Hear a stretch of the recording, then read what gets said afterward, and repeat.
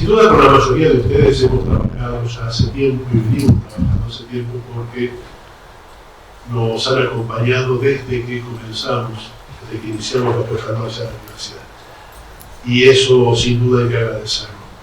Y también agradecer que hoy también nos acompañe en esta propuesta.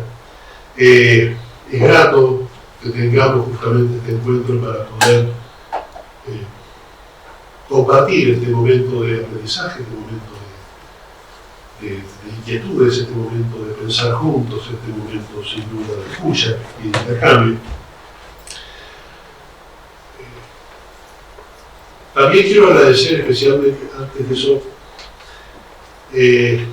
me gustaría decir que si hay una función, ¿sí?, que sin duda me parece, y esto debe ser porque uno lo es, de la más noble, es justamente la educar. Esta intención justamente de facilitar el aprendizaje. Y sin duda esto supone también para nosotros un gran compromiso y la necesidad de capacitarnos y la necesidad de la formación continua, porque siempre tenemos que dar respuesta justamente, a veces eventos nuevos, pero desde un fundamento claro. Y así justamente la propuesta de estas capacitaciones. Y también agradecer especialmente a quien no dudó por un momento de acompañar a la USADA en esta propuesta, ¿sí?, que es, perdón, muchas gracias. Ahora tendría que presentarlo formalmente, ¿sí? No vamos a leer todo eso, pero si no estamos todo el tiempo leyendo eso, pero y la idea es justamente escucharlo a él y poder intercambiar lo que sea necesario. El profesor Bernardo Blechman, le digo profesor en el sentido honorífico, ¿sí?, porque además es licenciado, es magíster, ha sido becario en la Universidad de Boston en distintos programas, tiene como todos lo sabemos, una gran trayectoria justamente en la docencia universitaria, ha sido director de la maestría en Psicología Organizacional en la Universidad de Belgrano, ha sido profesor de posgrado justamente en la gestión estratégica de recursos humanos en la Universidad de San Andrés, sin duda ha desarrollado justamente el posgrado en Psicología Organizacional, ha sido invitado en muchos lugares, tanto nacionales como internacionales, ha realizado tareas muy importantes como ha sido el director institucional de la AMIA, director de la, bueno, en este momento es director de la consultora Bernardo Blechman y Asociados, y ha llevado adelante tareas en la provincia de Buenos Aires, la Gobernación de Buenos Aires en la oficina justamente del MINCIT, es decir, el Ministerio de Ciencia y Tecnología de la Nación, en la Jefatura de Gabinete de Ministros, en el Ministerio de Educación, en la Oficina Anticorrupción, en la Gobernación de la provincia de Buenos Aires.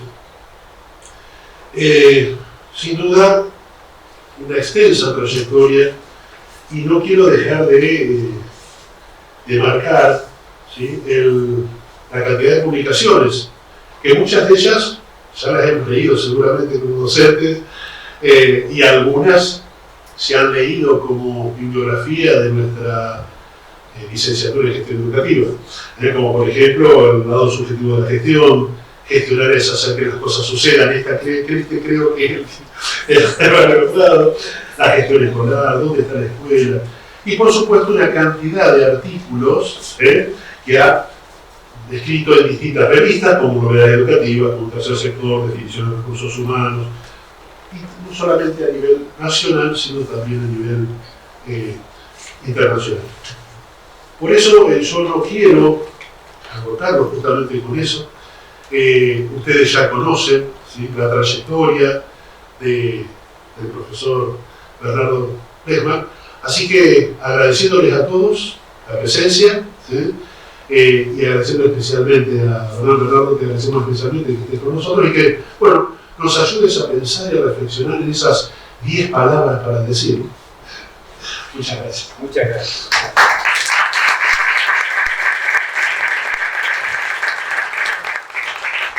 minutos para el maestro.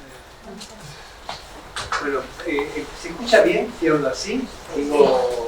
Me avisan cuando no se escucha bien y podemos intercambiar un poquito más fuerte si hace falta. Primero, un agradecimiento realmente por la invitación, por el lugar, por la calidez con ustedes. No es fácil venir viernes a las 6:30 de la tarde, después de toda una semana de trabajo. Y es una cosa muy linda porque uno se encuentra con muchas situaciones donde la comunidad docente, en pandemia, fuera de pandemia, antes de pandemia, dedica mucho tiempo, más allá de su trabajo, a comprometerse con su propia formación. No es tan común en otras profesiones. A ver, el título no es arbitrario, porque lo que quisiera establecer, lo quiero anticipar, algunos de ustedes me habrán escuchado, yo no puedo hablar 1 hora y media, necesito conversar. Y por lo tanto los voy a invitar, a veces democrática y cálidamente, y a veces un poco autoritariamente, para generar esto que es una conversación entre colegas, que estamos en distintos ámbitos, en distintos lugares, mirando un fenómeno que creo que nos interesa a todos, que es el fenómeno educativo. Y un fenómeno que necesitamos desarrollar, evolucionar, y tenemos un compromiso para sostenerlo y al mismo tiempo desarrollarlo. Ustedes saben, desde mi punto de vista, la gestión en general educativa siempre tiene como 3 grandes niveles en los cuales se opera. Un nivel, yo lo llamo en general la cultura, la familia, aquello que no está en los centros educativos, pero que incide en lo que pasa en los centros educativos. El discurso de una época penetra en las aulas, ya ni siquiera integrándose, sino a veces invadiendo. Los celulares no es que piden permiso, están ahí. Lo que está ocurriendo en el mundo, lo que está ocurriendo con la pandemia, lo que está ocurriendo con, figuras muy controvertidas en el mundo político, está adentro. Y también la familia, el modo de ser familia que tenemos en este nivel de subjetividad, obviamente interviene. Interviene inclusive porque se ha cambiado radicalmente el contrato que tenía la familia con la escuela en algún momento. Y eso plantea un desafío distinto. Segundo nivel, no quiero ahondar en cada uno porque quiero ir a uno en particular. El segundo nivel, que incide en lo que hacemos en la gestión, ya sea de un centro educativo como en el aula, son las políticas públicas a las cuales de algún modo está articulado cualquiera de nosotros. Yo le agregué en los últimos tiempos las políticas públicas y la gestión de las políticas públicas. Porque una cosa es decir lo que habría que hacer y otra cosa es llevarlo a cabo. Y muchas veces se dice algo que no tiene nada que ver con lo que ocurre.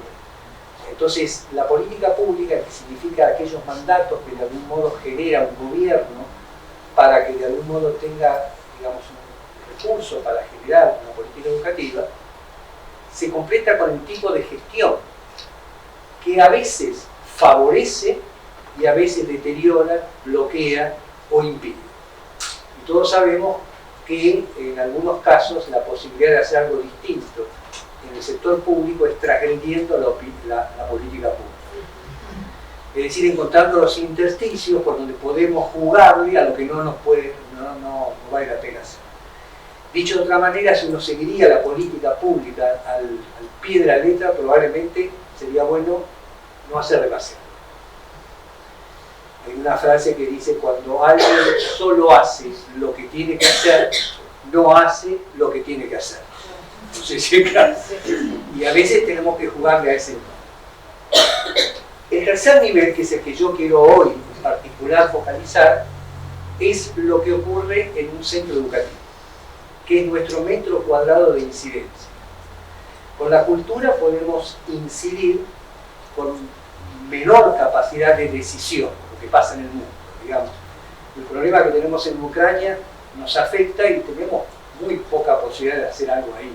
Algo seguramente muy poco. Con las políticas públicas creo que tenemos un campo todavía abierto de intervención a nivel de los docentes, de los centros educativos, que no se ha aprovechado. Las políticas públicas todavía son prerrogativas de funcionarios ministeriales. Y personalmente yo creo que las políticas públicas tienen que ser una conversación, una articulación con la gente que está en el territorio. Pero para eso también se necesita que la gente que está en el territorio se juegue a poder decir su palabra, cosa que tampoco a veces ocurre. No sé si eso es. Tenemos un campo para explorar.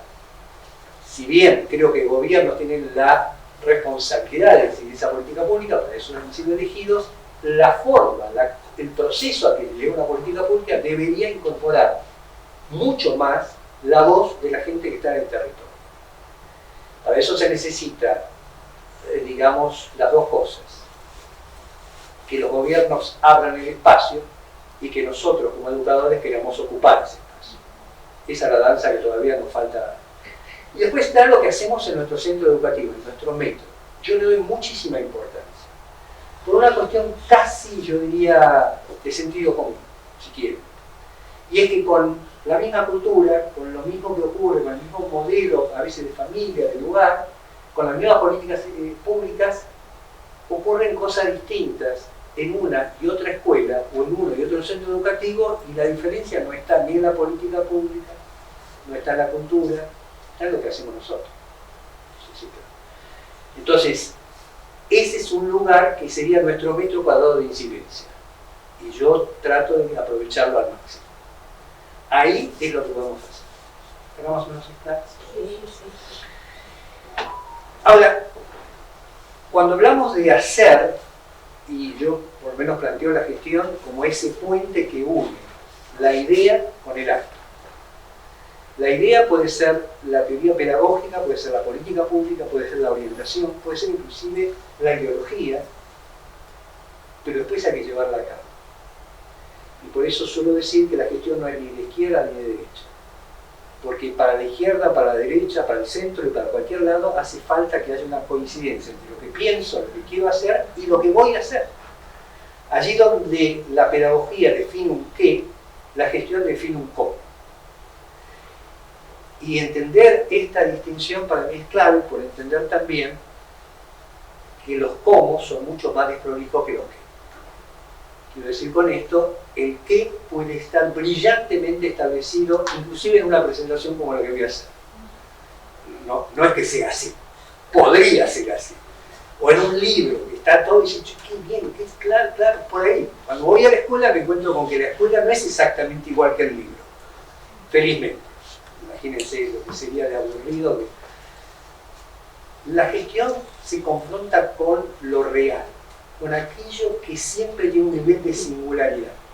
Y por lo tanto ese nivel de singularidad me convoca a algo que no está ni en los libros exactamente, ni en la escuela de al lado, ni en mi historia, sino que está ahí, como un fenómeno que me dice, por supuesto que todo lo demás me sirve, pero no me resuelve. Y ahí está también el campo del arte de la gestión, el talento que va más allá de aquello que puedo incorporar. Acá estamos ahí. Frente a esa idea de que la gestión es el cómo de un nivel de reflexión que tiene que ver otra vez con aquello que pienso, con aquello que quiero, con aquello que de algún modo define un norte. La primera cuestión es definir, lo vamos a ver después, una narrativa hacia dónde quiero ir. Vamos a hacer un ensayo para esto porque está, así que tenemos que levantar esto. Párense un segundo. Dejen las carteles en los lados. Cierren los ojos, no les va a pasar. Confíen un poco. Cierren los ojos. Cuando yo diga cierren todos, confíen, no les va a pasar nada. Cuando yo digo ya, todo el mundo cierra los ojos. Cuando yo digo ya, todo el mundo va a señalar con el brazo derecho el norte geográfico listo ya. Nada, muy bien. Hay que decir, no se muevan. Ahora mírense para dónde van a ir si irían todos juntos. Mírense.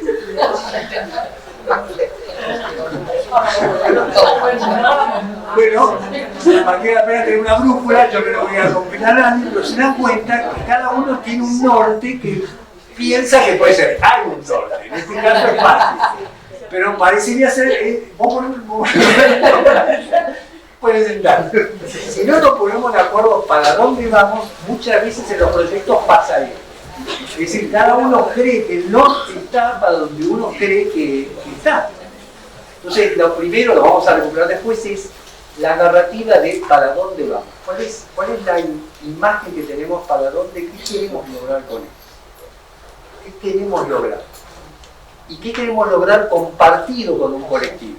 porque esto no ocurre por mí, ocurre en un colectivo que tiene lógicas distintas a lo que yo quiero. Les advierto que yo me voy para cualquier lado, después vuelvo.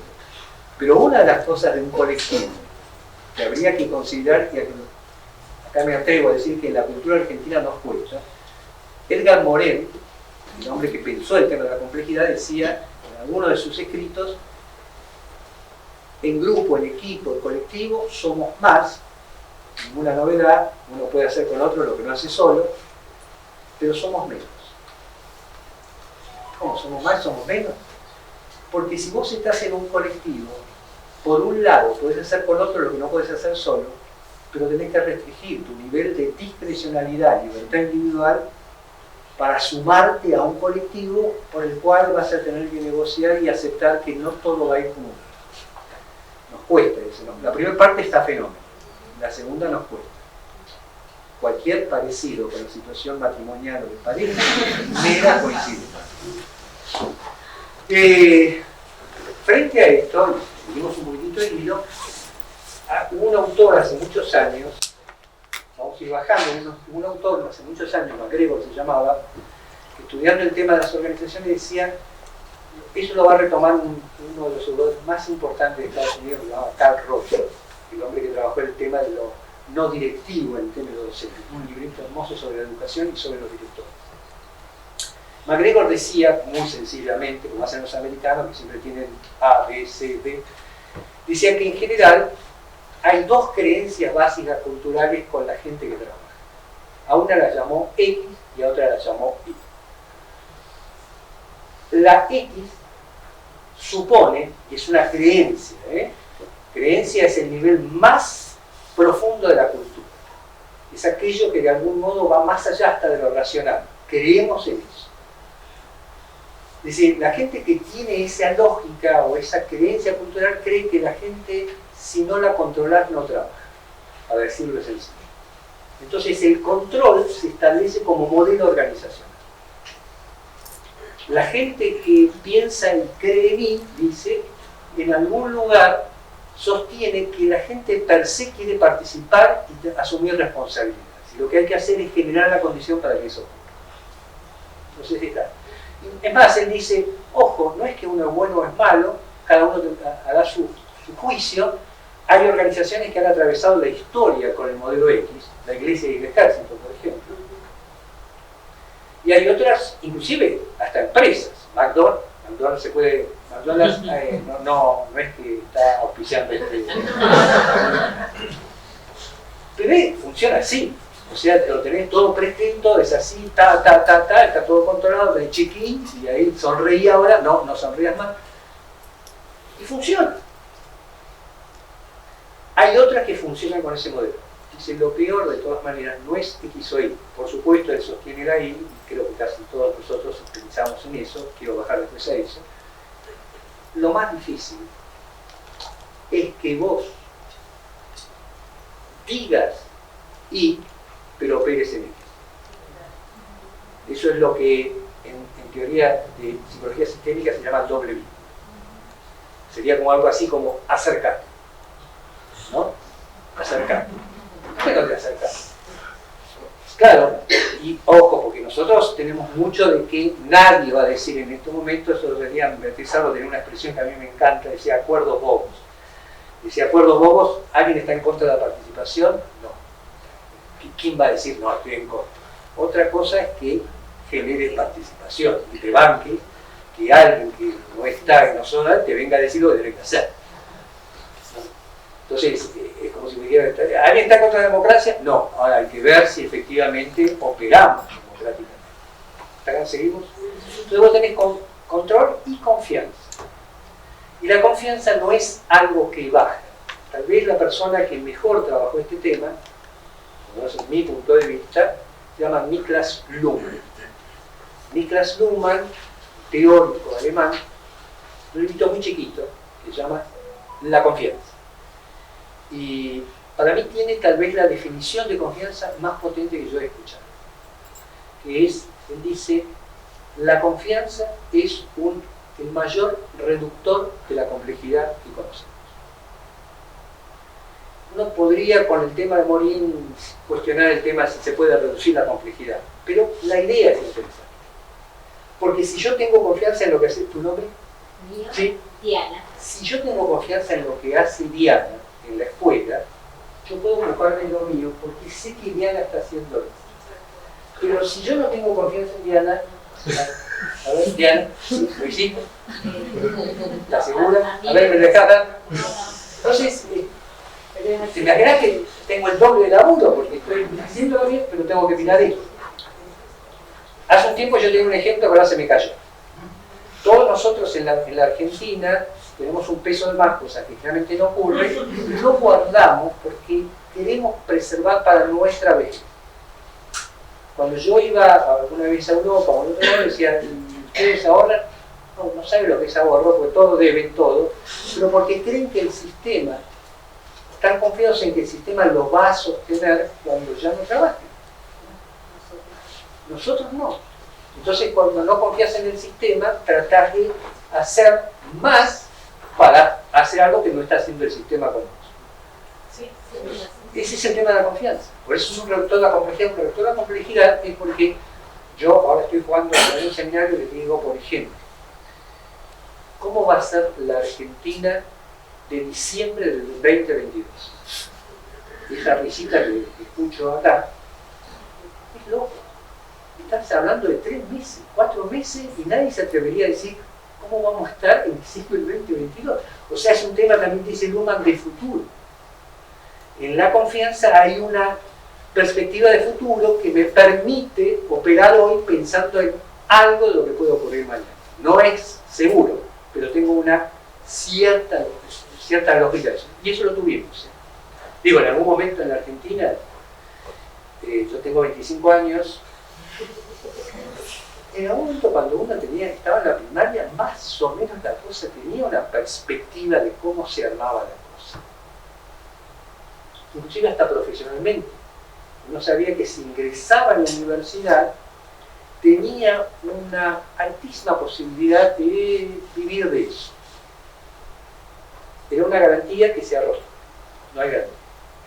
¿Es una posibilidad grande? Sí, pero no hay garantía. ¿Hasta acá me siguen? Sí. Volvamos un poquitito. Entonces hablamos de confianza. Y la confianza tiene uno de los elementos, dice Luhmann, de la confianza. Recuerden el tema control y confianza. Uno de los elementos claves está centrado en la palabra. Está centrado en qué lugar tiene la palabra como garante de aquello que nos articula concretamente. En última instancia, yo quería decir, vamos a llegar a esto, que finalmente vamos a utilizar la palabra, para mí, como un instrumento clave de la gestión. Y vamos a ver por qué y cómo funciona, por lo menos desde mi punto de vista. La primera cosa es, cuando hablamos de liderazgo educativo, en la definición más básica de todas, es porque vos tenés incidencia en dos cosas, en los sistemas y en la gente.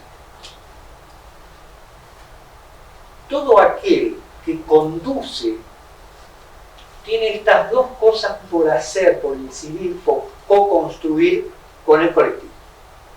Algo que tiene que ver con la política, los sistemas, los procesos y algo con la gente. Para decirlo más claramente, dentro de 2 días se celebra el Día del Maestro, el tema de Sarmiento en particular. Bueno, estamos todavía con un modelo que de algún modo fue creado con un sistema determinado de educación gratuita que todavía persiste en algún lugar y que además tiene una historia en convenio. Imagínense que en la didáctica magna ya más o menos la idea de simultaneidad, todos al mismo tiempo aprenden de esta manera, los chicos de esta manera, y tenía todo un sistema.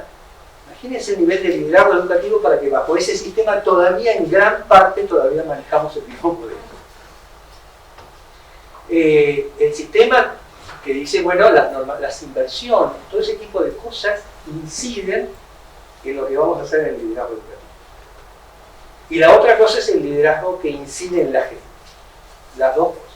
Y esas son las dos herramientas que tienen ustedes para incidir. Cuando ustedes definen un modelo de estructura para una organización, cuando definen un proceso, una normativa, que condicionan las conductas y los comportamientos están incidiendo.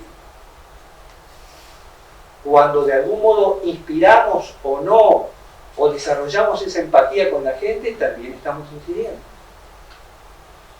Este es un elemento, lo hablábamos recién con Walter y con Natalia, que muchas veces, por eso se llama el lado subjetivo de la gestión, ese librito que había escrito, porque está muy oscuro el tema de que nosotros como sujetos somos gestión.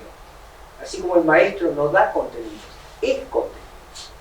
Él, ella, en sí misma, es alguien que a través de sí mismo está generando un vínculo, una manera de relacionarse que genera contenido.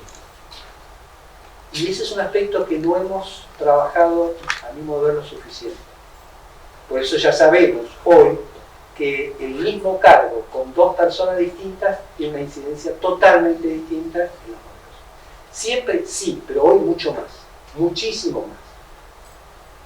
Porque en algún lugar las organizaciones se fijaban con reglamentos determinados que en realidad incidía quién, pero había una horizontalidad determinada. Hoy se juega mucho, estamos a la intemperie, está el sujeto puesto ahí y vos podés ser docente, pero no te dan bolillas, depende de quién seas vos y cómo ocupes ese lugar. Y entonces es un desafío enorme a la subjetividad, a nuestro modo de ser, a nuestro modo de pensar, a nuestra salud inclusive. ¿Ahí? Esto no ocurre en este grupo seguro. Pero hay gente con la cual uno pagaría por trabajar al lado de alguna gente. ¿Por qué? Porque me estimula, porque me incentiva, porque me genera pensamiento, porque me desafía, porque me contiene. No me refiero, acá sí está toda esa gente, ¿eh? Pero también hay gente que la que no está acá, que uno pagaría por no trabajar con ese lugar. ¿Por qué te cuesta? No porque te cuestiona, sino porque te limita, te mira el detalle. Creo que hay gente que de repente vos armaste todo una cosa en el festival, que todo es fácil, porque esa lucecita va. Escuchame, mirá la lucecita. Hay gente que tiene una gran particularidad en destruir, digamos. También juega como uno lo mira, pero en todo caso lo que estamos hablando es cómo se juegan las relaciones, los vínculos, no solamente las interacciones. Entonces tenemos políticas, procesos, ¿no? Ahí incidimos. El modo en que se generan los tiempos escolares, el modo en que de algún modo tomamos o consideramos los exámenes, todo eso son sistemas. Y después está la gente. Y las dos cosas son importantes. Y seguramente algunos tendrán más, y lo maravilloso de un colectivo es que vos podés tener gente con mayor vocación en una u otra cosa, y cómo los articular. Esa es una gran cosa. Siempre y cuando tomen un aspecto para armar un colectivo que yo diría que es un tip. Busquen gente diferente a ustedes. Cuando uno elige colaboradores, lo elige generalmente el espejo. Alguien como yo. Porque me llevo bien, porque nos conocemos, porque estamos hace mucho tiempo, más o menos, pero ahí nos limitamos en la capacidad de poder tener miradas. Yo creo que es maravilloso la incomodidad del diferente. La incomodidad que me genera alguien mucho más joven que yo, la incomodidad que me genera alguien que piense distinto a mí, la incomodidad que me genera que cuando estamos todos de acuerdo alguien levanta la mano y dice yo pienso distinto. No, me toca callar. Bueno. Recuerden que hay una ley también dice muchas veces uno deja entrar al nuevo siempre y cuando deje lo nuevo afuera hasta que el nuevo sea como nosotros. Entonces ya más o menos entendemos bien. Gente, ¿hasta acá está claro? Bien. Invitámonos un poquitito más. 6 caras de la gestión, que para mí es un tablero que hemos desarrollado en los últimos tiempos, que me parece importante considerar.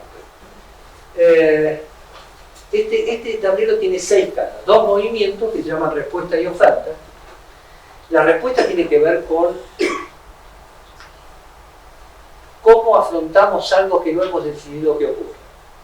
La pandemia nos ha convocado a algo que nosotros no lo elegimos, pero nos interpela en la respuesta institucional que vamos a hacer con eso que ocurre. Recién comentábamos casos que tenemos en la escuela, una situación de violencia. No la elegimos, pero una vez que ocurre, te exige cómo respondes. Esa es una capacidad de respuesta. Importante, sumamente importante. En estos momentos, no suficiente. Porque la otra es la capacidad de oferta. La oferta, como distinción lingüística, tiene que ver con ofertar lo que el otro no ha pedido. Tal vez ni sepa que lo quiera, pero cuando yo lo oferto, le hace sentido con algo que está afuera. Si un pibe solo juega al fútbol y nunca le mostraste ningún otro deporte, es obvio que le va a gustar siempre el fútbol. Pero puede ser que ofertándole algo que no pidió, pero de repente descubre que en otro deporte hay algo que le interesa más. Yo creo que nosotros debemos dar un salto cualitativo en los sistemas educativos y jugar más en el riesgo de ofertar lo que no nos han pedido, pero pensamos que le puede servir para el hombre. La oferta tiene una gran ventaja y un gran riesgo. La ventaja, lo voy a decir muy rápido, es que hay un doble de agradecimiento. Porque si yo te ofrezco algo que no me pediste, pero que a vos te sirve, hay una cosa de que hay alguien que pensó en vos y que efectivamente te está ofreciendo algo que ni vos por ahí sabías que querías, pero ahí está. Hasta acá es un doble de agradecimiento. Ejemplo, y ahora voy a decir el peligro. Tu nombre, por favor. Noelia, viste lo que se sienta en la primera fila. Y nosotros estábamos siempre al final para que no nos llamen. Noelia, supongamos que Noelia asiste a este lugar y ha venido, no sé, colectivo, caminando, lo que fuera. Entonces, ¿tu nombre? Victoria. ¿La conoces a Noelia? Sí. Sí, por eso estamos sentados juntos. Pero supongamos que no la conoce. Entonces dice, después que estamos hablando nos damos cuenta que vivimos cerca. Entonces, ¿tu nombre? Victoria. Victoria dice, mira, yo voy para ese lado, así que te puedo acercar.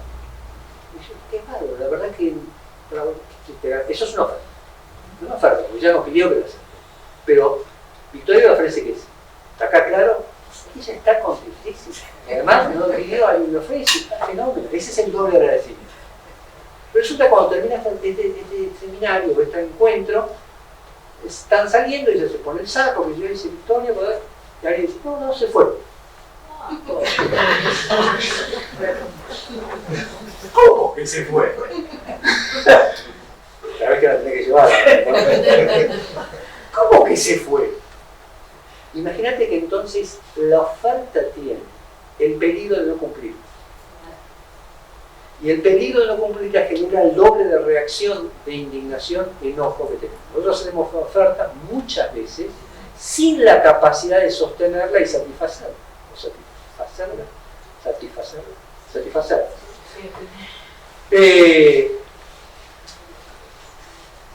O de responder a un pedido, cosa que vamos a hacer, diciendo que sí, sin estar seguros si lo podemos satisfacer.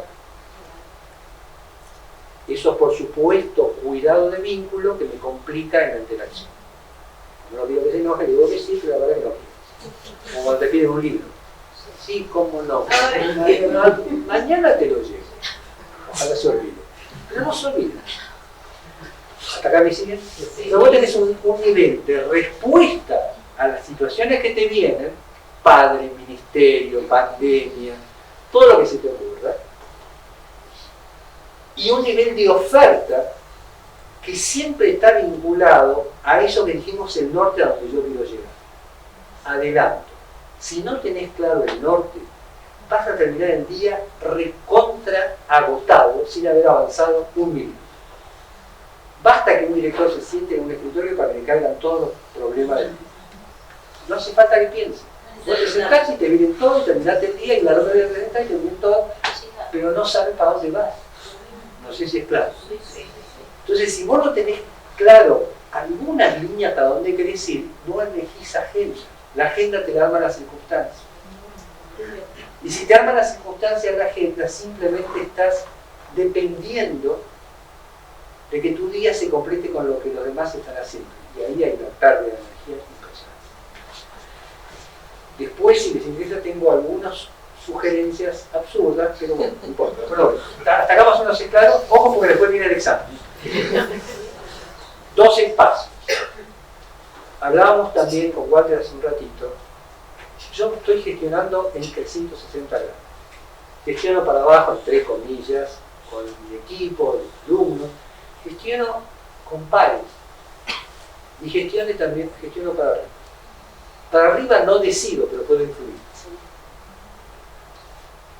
Y por lo tanto también gestiono hacia la comunidad. Hablamos como de sí, hay una cantidad de cosas que están afuera de la comunidad y que yo puedo traerlas y enriquecer mi proyecto.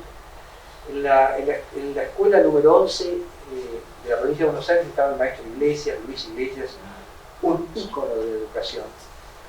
El tipo fue mandado ahí en algún momento como castigo, porque era un tipo de izquierda en Córdoba, lo mandaron del exilio acá y armó un proyecto educativo impresionante, entre otras cosas, convocando, me acuerdo entre otros a Carlos Grostizo, director de teatro, gente que él conocía, y que en una escuela así de chiquitita armó un centro cultural impresionante. Solo él, no con lo que externamente podía conseguir, tomando el capital simbólico que tiene la escuela pública. Todavía no lo hemos desarrollado, hablábamos recién. Es muy difícil que alguien te diga no voy a colaborar con la escuela pública. No va a ser ahora, va a ser después, pero la escuela pública tiene un gran poder de convocatoria para lograr cosas para él. Eso es gestión externa. Y por supuesto tenés el otro movimiento que sería hacia adentro. Pero ojo, vos estás jugando en ese lugar. Y tenés dos tiempos. Uno es un horizonte de futuro, lo que vimos, voy para ahí. Y esto es muy importante, hay un teórico que se llama que escribió un libro de Requisite Organization, la organización requerida, Jack, se llama Elliot Jack. Él decía, el cargo que vos tenés también tiene que ver con un grado de procesamiento mental. Esto es, un director no puede pensar solo para la semana que viene. Tiene que pensar en un proyecto que va más allá de la semana que viene. Un maestro piensa en un año, termina y empieza el otro año. Pero un director no puede pensar solo en un año. Tiene que tener una mirada que va más allá del año. Y por lo tanto hay cosas que estoy haciendo ahora que van a ocurrir desde aquí a 2 años. Por eso es tan importante cuál es el ciclo de gestión que tiene alguien que dirige. Y el nivel de complejidad que puede manejar. ¿Por qué? Porque si el nivel de complejidad es muy bajo o muy concreto, siempre estoy mirando el detalle, pero no puedo ver la totalidad. En términos de empresariales se llama micromanagement, es decir, que me ocupo de todo detalle, no me ocupo de la totalidad.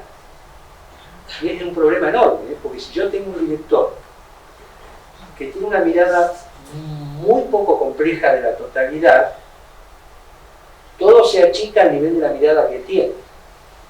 Y se llama, tengo el aliento de la nuca, porque no puede mirar para arriba, está mirando todo el tiempo a ver qué hago yo. Entonces, hay mirada del horizonte de futuro. ¿Para dónde estoy yendo? ¿Para dónde estoy? Estoy construyendo algo que todavía no es para mí. También eso tiene que ver con el liderazgo. Me banco que hay cosas que no se van a entender ahora, pero las estoy construyendo.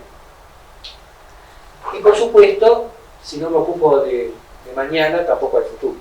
De mañana me refiero a si no arreglo los baños, está bien, estaré pensando en la pedagogía constructivista, pero resulta que los baños hay que arreglarlos. Sí, claro. Entonces tengo que jugar con esas dos condiciones. Sabiendo, esto para los que, ¿quiénes son directores o están en la carrera de gestión? Levanten la mano por favor. Muchos. Sabiendo, digamos, de que obviamente estoy ocupando un lugar de gobierno, porque la dirección es un lugar de gobierno y tiene todas las condiciones políticas del gobierno: articular intereses, manejar conflictos. Me sirve la formación docente, pero no me alcanza, porque es otro rol. Y uno lo sabe cuando ya está en esa tarea. Tengo que lidiar con cosas que de algún modo las voy teniendo que crear y vale la pena capacitarse en esta universidad. Eso. Muy bien, hasta acá más o menos estamos. Entonces, primero 5 minutos y ahora viene la parte, perdón, siento parece Sergio de con toda Bien, tu nombre. Susana, lo que piense de lo que estamos hablando hasta acá. Lo que se me ocurre, cortito, pero quiero saber lo que piensa. Lo que pienso quiere decir, no tiene que hacer solo preguntas, sino ¿qué me evoca lo que estoy diciendo? No me importa eso. Dale, Susana. Bueno, yo soy docente jubilada y me evoca al trabajo que estuve haciendo durante muchos años, toda la lectura que he hecho de varios autores, no son tuyas, y que me interesa que todo esto pueda funcionar con los chicos. Está muy bien. Nietos en el sistema educativo y quisiera que ellos disfruten la escuela y la vida. Vale. Tu nombre, dale. Laura. Lo que Es se te ocurra. el día a día en la escuela y la proyección a futuro. Vale. Una Dale. experiencia cortita. Chiquita, muy chiquita, tiene que ser para que todos podamos. Muy cortita. Bueno, yo estoy cursando la licenciatura y soy jubilada muchos años directora. Sí. Cuando tenía un conflicto grande con un auxiliar, ¿y quién me salvó?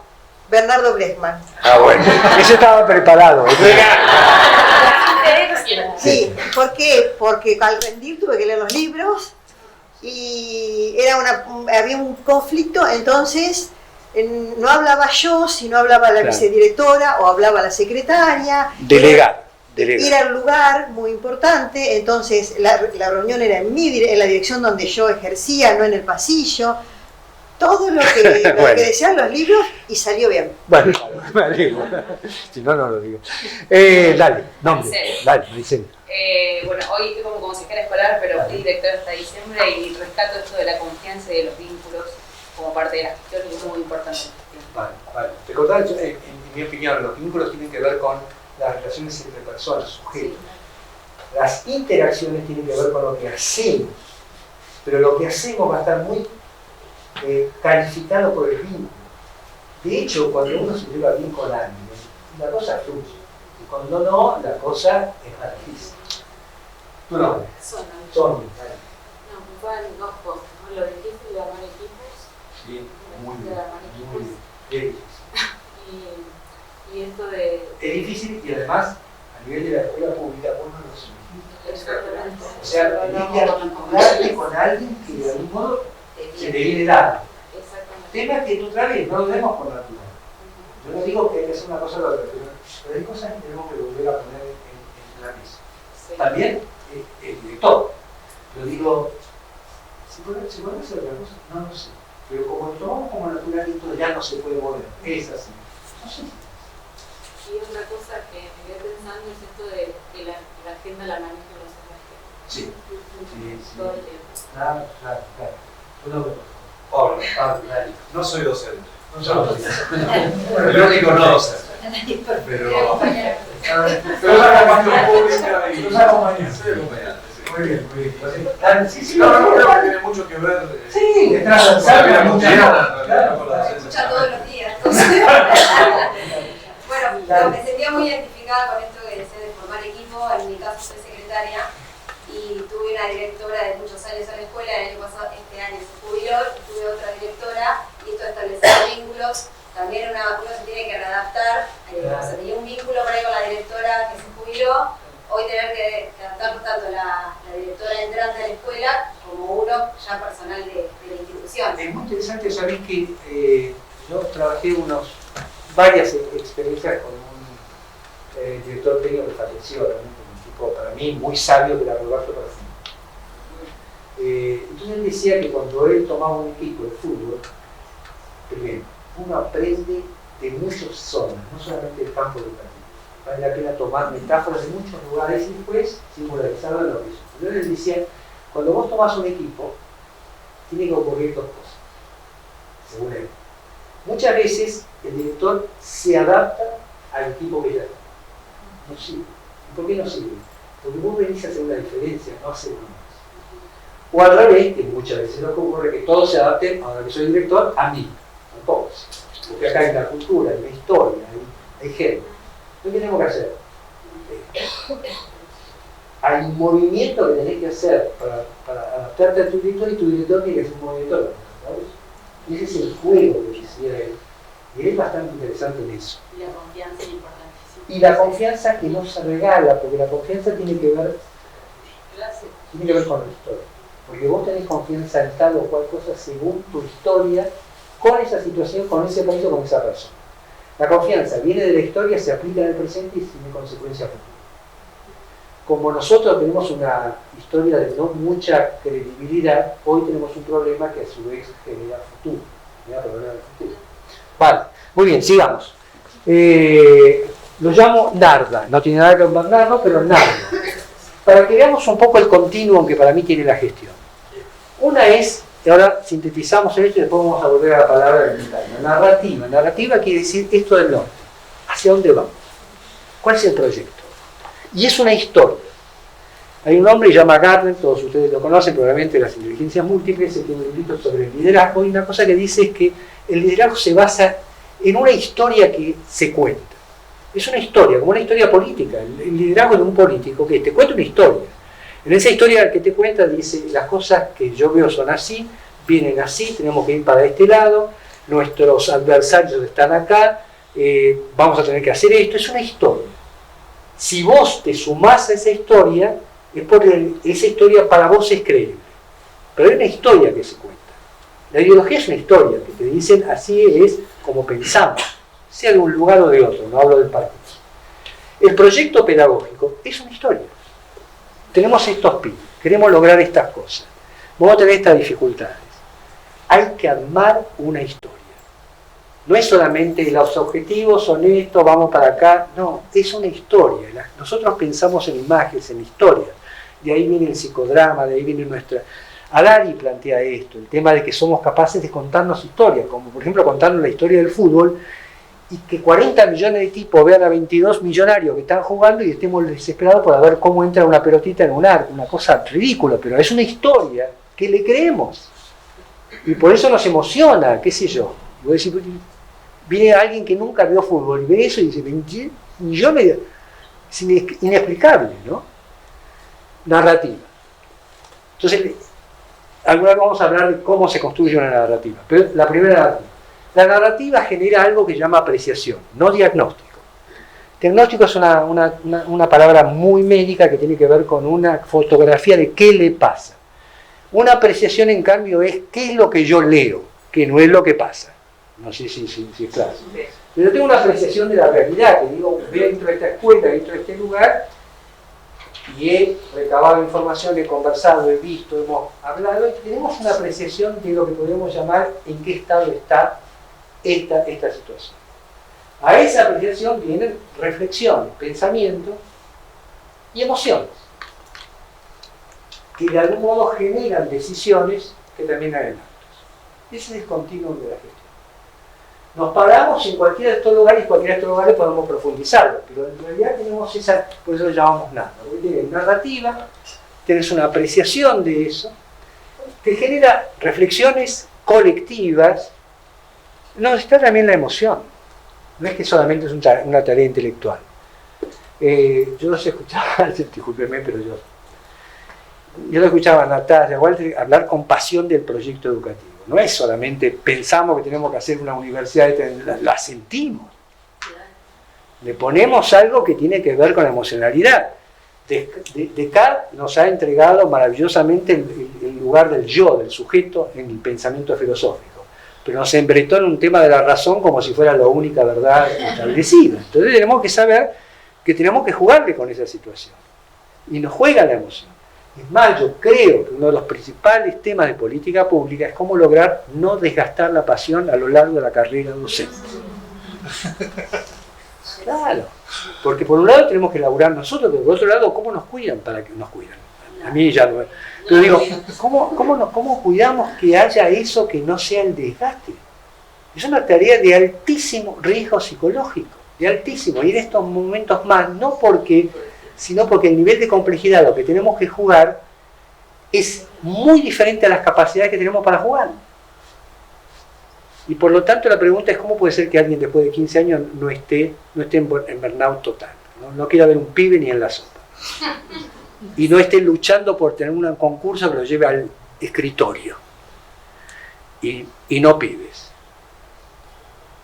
Entonces, si no ponemos en debate ese tipo de cosas, estaremos hablando de pedagogía, pero no de la realidad también, ¿no?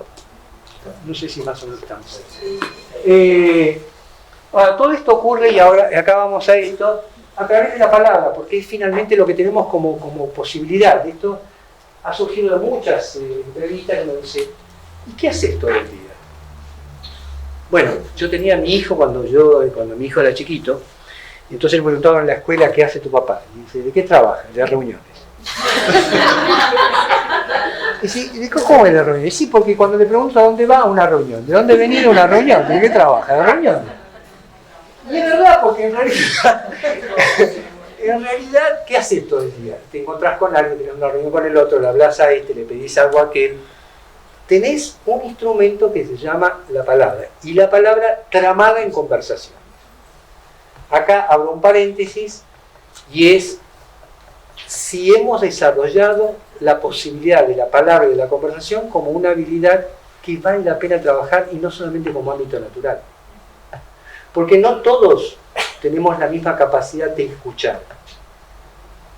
Algunos la tienen por naturaleza, pero no todos la tenemos. Entonces, conversar más, para mí es crítico en la gestión, porque las mejores ideas, lo voy a decir así, yo ni creo que otro, pero yo lo hablo por mí, nunca tuve una buena idea que no haya surgido de una buena conversación con otros. Aunque parezca que sea mía, no es mía. Yo por ahí le di la puntada final, o se la dio otro, u otra. Pero en realidad surgió porque vos dijiste esto, ella dijo esto, y de repente apareció una idea ahí. Así pensamos. Por eso la conversación es clave. Ahora, no toda reunión es una buena conversación. Voy a ser más ácido. La mayoría de las reuniones no son buena conversación. Y la mayoría de las reuniones nos sentimos decepcionados, aburridos, ¿para qué me llamaron? ¿Qué hago yo acá? Etcétera, etcétera, etcétera. Porque una conversación hay que armarla. Vamos a dar algunos tips para que eso ocurra. Acá más o menos estamos ahí. Entonces, metamos un poquito en la palabra. Acá me equivoqué yo, así que lo quiero cambiar, tendría que ser al revés. La palabra dice, vamos a tomar algunas ideas. La palabra no solamente describe realidades. La pregunta, ¿tu nombre? Giselle. Giselle. ¿De qué color es los sillones, las sillas? Color... no te asustes, va. Más o menos. Sí, bordeaux. Bordeaux, muy bien, maravilloso. El bordeaux, manzana, lo que es rojo, más o menos. ¿Estás de acuerdo? Sí. Sí, más o menos, se puede llamar. No es amarillo. No es negro. Es rojo. ¿Qué es esto? Esto que está acá. Un escritorio. Podemos diferenciar si un escritorio y una mesa. Por allá. ¿Está claro hasta acá? Sí. El rojo existía antes que Giselle lo nombre. Hay un autor que te recomiendo enormemente, el librito chiquito que se llama de Juan Villoro, que es un filósofo mexicano, hermosísimo trabajo, se llama La significación del silencio. Entonces él dice, una parte del lenguaje muy importante es que tiene que ser lo más objetivo posible para poder hablarnos. Cuando yo digo mesa, todos acá entendemos qué es mesa. Si no, esta es una performante. Puede ser también. Pero en general entendemos que eso es un micrófono. Lo puedes llamar de una manera, es un micrófono. Eso describe una realidad que era antes que yo la nombre. ¿Hasta que estamos de acuerdo? Pero hay otra función, que es la segunda, y es que el lenguaje crea realidades. Eso es lo que trabaja Austin, Searle, los filósofos del lenguaje dicen, crea realidades. Y que en realidad la mayoría de nuestras funciones crea realidades. Entonces, ¿vieron que hay una frase que dice una cosa es decir y otra cosa es hacer? Esto plantea siempre que decís, haces. Inclusive cuando mentís, haces. Cuando no mentís, haces. Porque toda palabra no es inocente y tiene efectos. ¿Qué quiere decir crea realidades? me dijeron que hay varios directores acá. ¿Saben por qué son directores? Hubo una persona, no sé quién, que firmó un acta que lo nombró director. Esa persona tenía la autoridad, la facilidad de crear una realidad que no existía antes de que él firme. Esa persona pasó a la identidad de ustedes de ser docentes, vamos a suponer, a ser director. Les cambió la identidad. Es una persona, o varias, pero en este caso es una persona. Eso creó una realidad. Cuando yo le digo a alguien te odio, el sentimiento que le provoca corporalmente no es que lo tenía antes que yo le diga como el rojo, te odio. Esta palabra mía crea una emocionalidad. Cuando te digo tu nombre, Diana. cuando digo a Diana, Diana, qué buen trabajo que hiciste, le viene una especie de liquidito calentito por adentro, que va por todos lados y se expande de un modo determinado, que se llama autoestima, y crea una realidad que no existía antes que yo se la diga. Esto es todo un tema que hay un autor, se llama Dejoux, Christophe Dejoux, que trabaja el tema del reconocimiento, el tema de la psicología del trabajo. Entonces dice, en realidad, vos se lo dirigís al hacer, pero Diana se lo lleva al ser. El impacto es en el ser.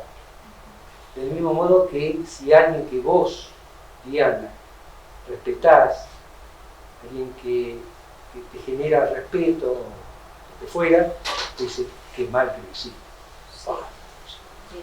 Ahí se te contrae todo, el estómago y nada.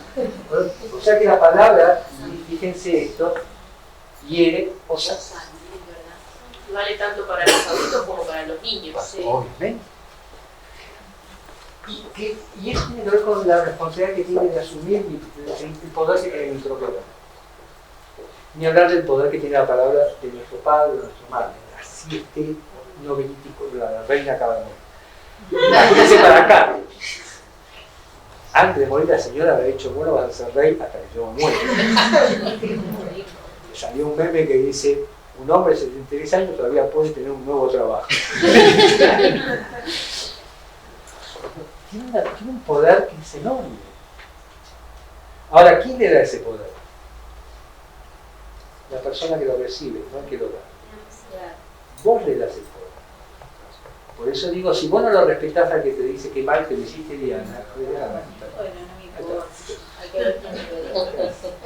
mira de quién viene. Pero si te lo dice alguien, la cosa es esta. Entonces la palabra dice hiere o sana. Como vos decías, y hoy estamos en un tema. Tu palabra, decía André Breton, una palabra te puede enfermar, una palabra te puede salvar. Por eso el cargo también de director va a influir. Por supuesto, entonces vos sabés que lo que vos decís no es exactamente lo mismo que dice el maestro, no es lo mismo que dice un padre. Tu palabra tiene una implicancia en el colectivo determinado.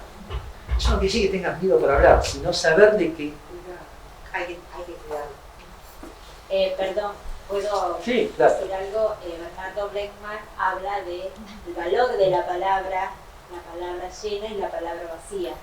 Eso no, claro, está. Muy bien, la palabra también se gasta. La palabra se gasta. La palabra se gasta. Se vacía ya no en el sentido que no dice nada, sino que se gasta. Porque de repente hay palabras que nosotros ya no les creemos. Y ya dejan de tener el impacto que tiene esa palabra. La palabra también miente y la palabra informa. Acá viene otro tema. Cuando decimos palabra, ojo, la palabra está en el entorno de todo lo que comunicamos. Hay un librito de Carvalho Rey, un docente maravilloso de Perú, que escribió un librito que se llama Educar. Decía, en realidad cuando un docente entra al aula, podríamos decir cuando un director entra a la reunión, en los ojos ya se ve cómo incide en lo que va a ocurrir. Vos le mirás los ojos y sabés cómo viene la cosa. O te alienta o viene para otro lado. Es decir, lo voy a decir así, la palabra puede mentir, la mirada no. O los gestos. La mirada no miente, por eso en teoría de la comunicación está el tema digital, que es lo que digo, y el tema analógico, que es lo que transmito. Lo que transmito va mucho más a nivel emocional, lo que digo va mucho más a eso. Y a veces hay, obviamente, distorsión. La verdad miente, la verdad informa, ensancha el mundo. ¿Qué es lo que hacemos nosotros con los pibes? Todo nuestro mundo tiene el tamaño de nuestro vocabulario. Todo nuestro mundo tiene el límite de lo que podemos nombrar, de lo que podemos decir. Y lo que hacemos en la educación es ampliar ese poder de vocabulario que tienen los pibes y que de algún modo hace que su mundo sea más ancho que el estrecho en el cual han vivido hasta ese momento. Le estamos enseñando cosas que amplían ese vocabulario. Lo que vos no podés decir no existe para vos. Por ello vas a la ferretería y decís, dame el coso que hace porque no tenés lo que decir, no existe. Hasta que el tipo te dije, es el tornillo de X24. Se llama así. Y cuando se llama así, es tan importante porque para un chico, no ponerle nombre a algo genera una angustia determinada. Como cuando nosotros vamos a un médico y dice, usted tiene esto, ¿y qué tengo? Y no sé. Es lo peor que te pueden decir. Pues te dicen, lo que usted tiene es esto. Bueno, y se hace tal y cual cosa. Pero si dice, mire, tengo usted, y le dice, no sabemos. No hay peor cosa que no ponerle nombre a algo. Hablamos de confianza, genera o degrada la confianza. Ojo, uno de nuestros capitales en la dirección, en la gestión, es la credibilidad. Es la credibilidad. La credibilidad es un capital que vos tenés y que de algún modo hace que pueda generar la contención de aquello que de algún modo te lleva a poder conducir sobre la base de confianza. Es un combustible de la confianza. La palabra dice, no se la lleva el viento, siempre tiene efecto. Tiene efecto físico. Acá más o menos estamos. Hagamos un poquito más. Ahora viene 4x4, como una camioneta, y lo voy a hacer muy sintético, lo demás lo pueden leer en los libros, ya que estamos.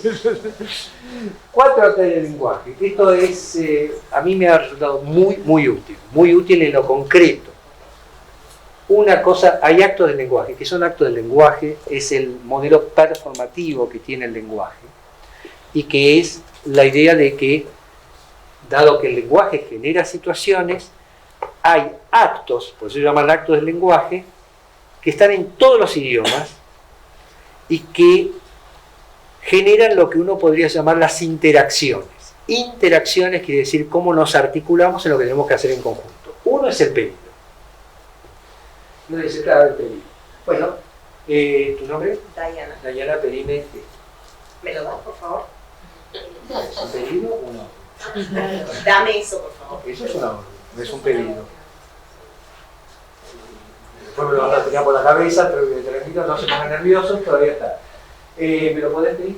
Sí. Le pregunto algo. Bueno, dale.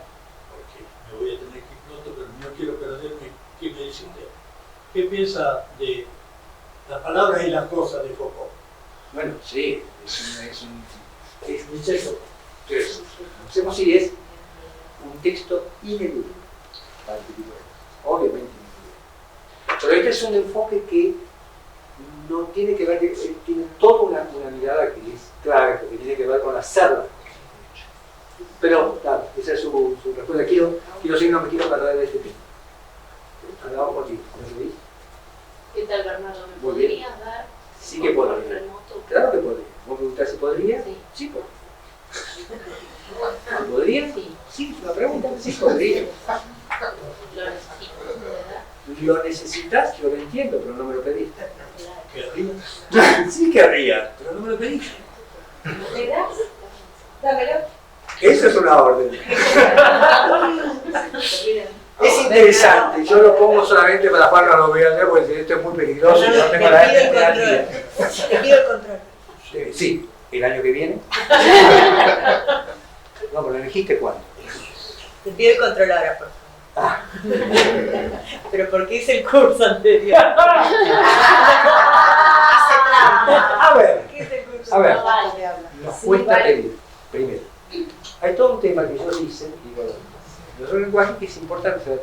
Un pedido tiene que ver con ¿qué pido? Pido.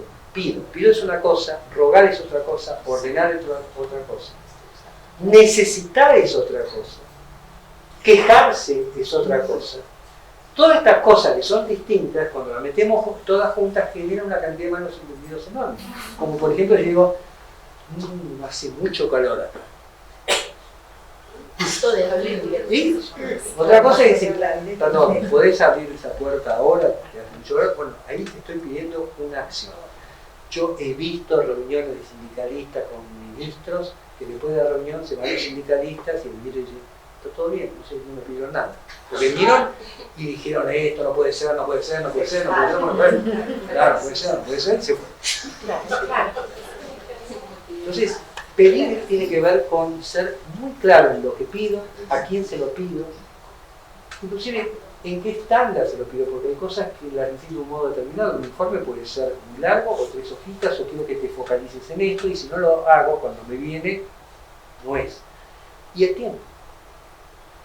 Y las respuestas, esto es lo más interesante del pedido, es que si yo te digo no le gusta. Porque estamos acostumbrados a que un pedido tenga que ser sí. Sin embargo, un pedido, si es legítimo, incluye el no. O incluye una negociación. Esto es no ahora, pero sí después, o no de esta manera, sino de la otra. Y claro, cuando nos dicen que no, nos decimos gracias. A menos que le digamos un gracias de, sí, gracias. Porque cuando dicen que sí, es gracias. Y no preguntamos por qué. Pero si nos dicen que no, ¿por qué no? ¿Cómo? Cuando te dicen que sí, no preguntás por qué, pero cuando se entiende esto que te dicen. Entonces, ensayar que saber pedir. Saber el momento que pedir. También acá hay un tema de competencia emocional.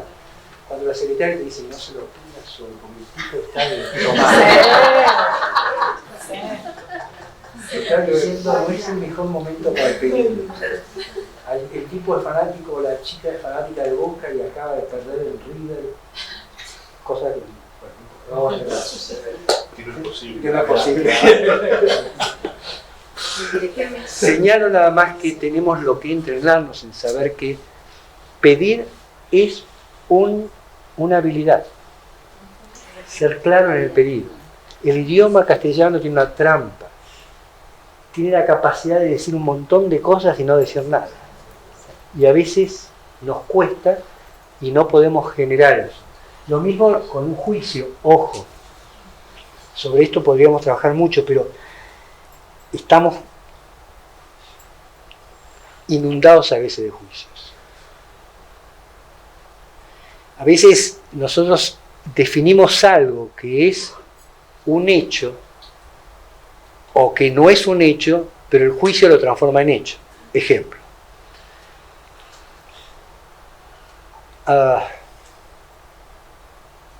En esta sala hace calor. ¿Juicio o dato?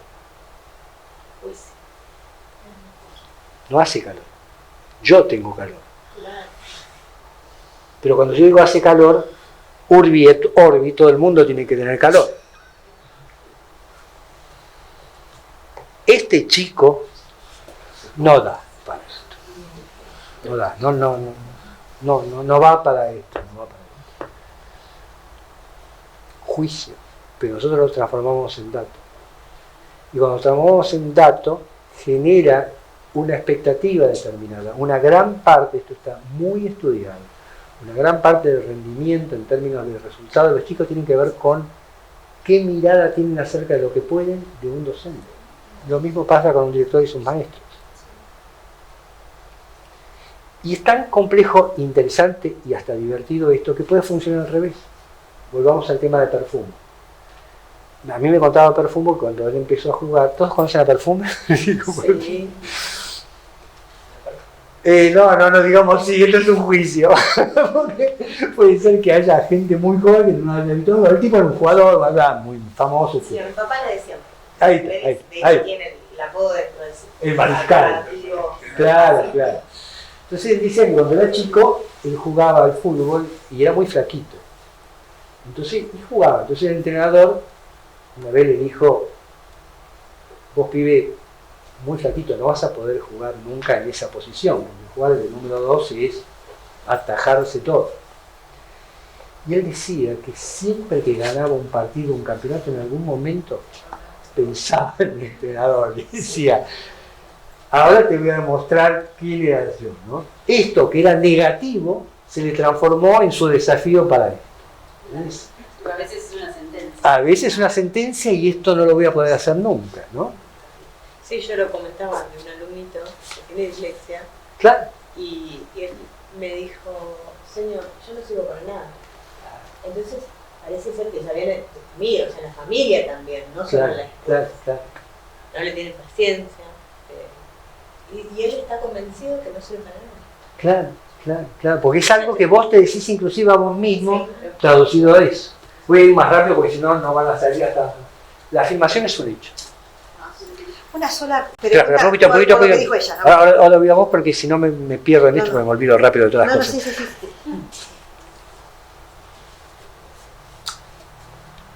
Te hago una pregunta. El muchacho de Foucault, ¿tu nombre? Maricel. Maricel, ¿es joven? Arqueología del lenguaje. Arqueología del lenguaje, ahí está, muy bien. Maricel, ¿es joven? ¿Bien? Maricel, levanta la mano, Maricel. Dale. Contame. ¿Es joven? Pregunta. ¿Vos cómo la ves? ¿Es joven? ¿Ella es joven? Nena. 83. Claro. Es interesante, se dan cuenta, ¿no? Porque, obvio. Si viene acá mi nieta, que tiene 5, y te ve, Claro. te va a decir la señora. Sí, es eso. Ahora, ¿cómo puede ser que sea una nena y una señora? Porque ni es nena ni es señor. Es el juicio que vos haces o que yo hago de alguien de esa edad, pero trabajamos en datos diciendo que es, no es ni no es. Yo la veo joven o la veo grande, pero, no te voy a preguntar la edad, ¿cuál te puedo preguntar la edad? 41. 41. El documento de identidad en nuestra comunidad no es un juicio. Eso es un dato. No sé si es claro. Eso es un dato. Entonces, distinguir datos de juicio es clave en nuestra capacidad, digamos, de generar conversaciones que tengan mayor nivel generativo. Porque si no, todo depende de cómo yo lo veo y lo transformo no en lo que yo veo. Bueno, qué bueno. Qué bueno. Qué bueno que tú. Eso, que sea un juicio, la edad para el otro, o sea, depende. No, la edad no es un juicio. Mi ¿Cómo mirada. te ves? Exacto, claro. Yo me veo joven. A mí me encanta. Claro, pero eso se ve joven. Está perfecto. Pero ella dice, me veo joven. No, él puede decir que me siento joven. Todo eso está desde este punto de vista. No puede decir, soy joven. Porque joven Esto me encanta, lo voy a repetir siempre. ¿Cómo se llama? Clooney. Sí. ¿Es buen mozo? No es buen mozo. es un churro. Es un colectivo. Es lo que a mí me parece, o lo que a ustedes les parece. Y está bien que les parezca. Pero puede ser que venga alguien como mi abuela, que ya no está, y que lo vea como alguien que no es. No es. mi tipo. Claro, pero porque su perfil de belleza es otra cosa. Sí, claro. Entonces, nada, esto es una broma, pero más allá de la broma, ¿es o no es? Es un tema diferente. Yo te digo, por eso digo que el primero que en esta ontología se manejó así fue Nimo. Nimo, esto es para la gente de una edad para arriba. Decía, como decía Walter,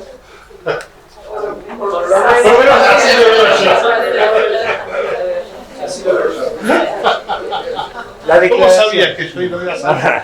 La declaración es un tema muy importante porque es el instrumento que tiene el director. La declaración es casi el poder de crear una realidad. La declaración es no describir una realidad, sino que lo digo yo, así va a ser. El profesor que evalúa a un alumno hace una declaración, aprobó. Eso no dice que él piensa eso, que eso puede ser hasta un juicio, pero porque lo dice él, ahora está aprobado. Y si no lo dice él, o dice no está aprobado, no está aprobado.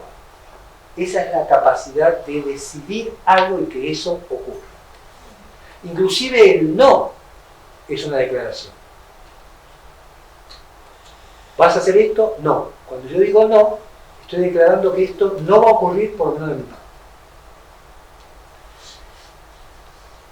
No todos tienen la capacidad de hacer la misma declaración para cualquier cosa. Un juez tiene la capacidad de declarar inocente o culpable y matar en cana o no. Podemos discutirlo o no, pero él tiene ese poder de declarar. Cuando el director dice tal cosa y declara, piensen que cuando declaran tiene que tener cierta percepción de que aquello que declaran va a ocurrir. Porque si dudan mucho de que va a ocurrir, ahí tienen un problema de credibilidad. De credibilidad de los demás. No sé si es claro.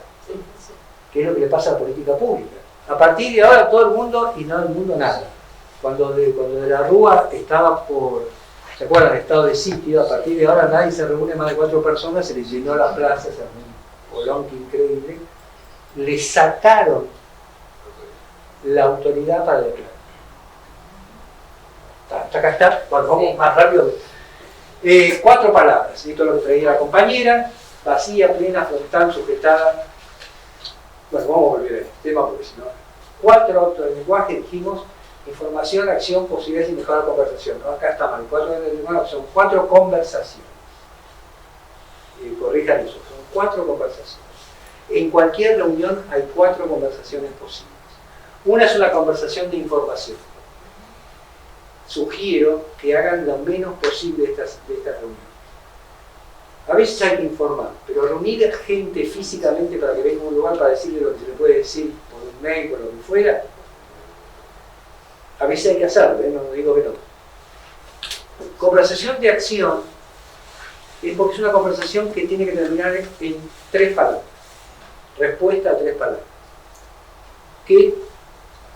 ¿Quién? ¿Y cuándo?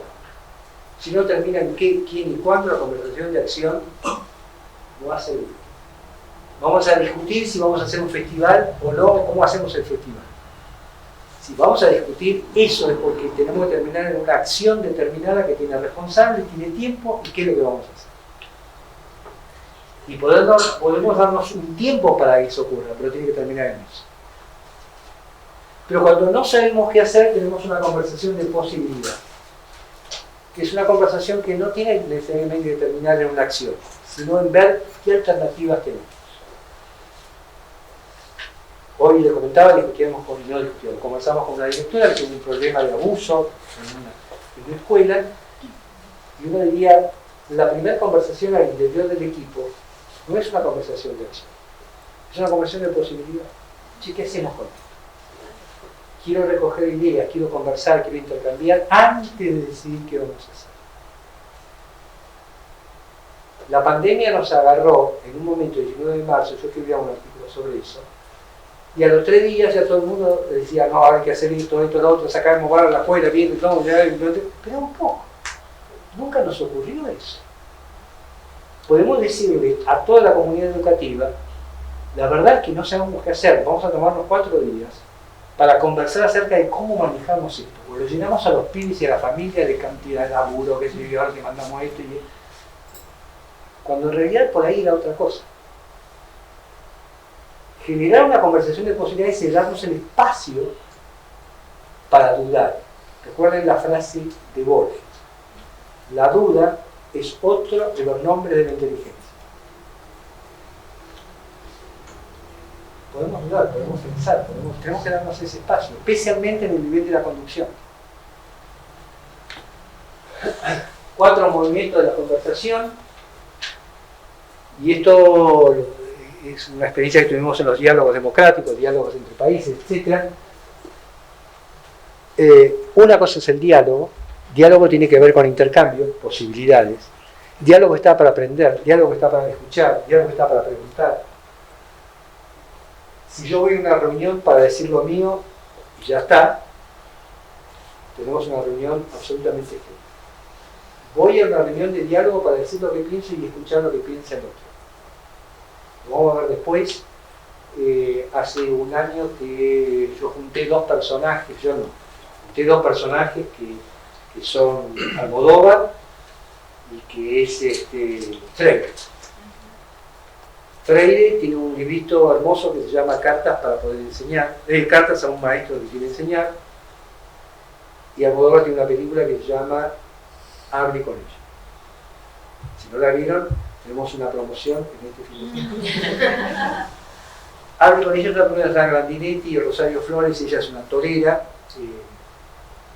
que tiene un accidente, queda catatónica, está internada y él quiere acercarse, no sabe cómo, entonces el enfermero le dice, no hable a ella, hable con ella. Y Freire le dice, no hay que hablar solo a los alumnos, hay que hablar con los alumnos. Para mí en esas dos palabras hay una teoría de la comunicación tremendamente potente. Nosotros nos hemos formado para hablarle a la gente. Esto es decir nuestra palabra. Pero no estamos tan entrenados a hablar con la gente, que es incorporar la palabra del otro y lanzar en esa situación. El diálogo es eso. Ahora, como estamos gestionando, no estamos solamente dialogando, tenemos una instancia que se llama el debate. El debate es cuando después de dialogar yo sumo a 1, 2, 3 opciones. Lo único que les pido, estoy teniendo una suerte de campaña que se llama habría que censurar algunas palabras. Una de las palabras que hay que censurar se llama hay una sola alternativa.